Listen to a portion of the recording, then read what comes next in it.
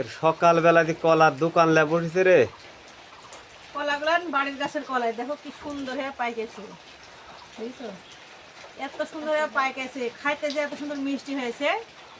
এই দেখো এগুলো বাড়ির থুনু, আর এই দুই ছড়ি দুই নমদের বাড়ি দিব।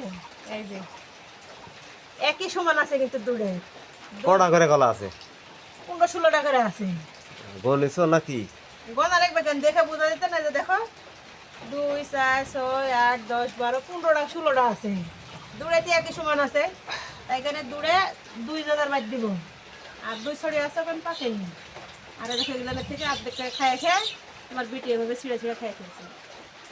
তাই এখানে সকালবেলা আজকে এই কলাগুলো দিয়ে বসেছি। তাই তো রে, বাড়ির গাছের কলা খায়া তো দেখা লাগবে সেই সুন্দর হয়ে পাকিছে।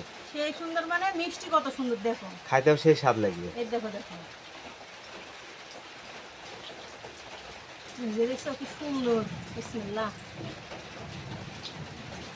সেই মিষ্টি আছে।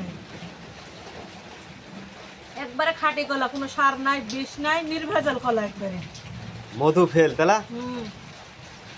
নাও খাও। আমি পরে খাবো। আমি খাই।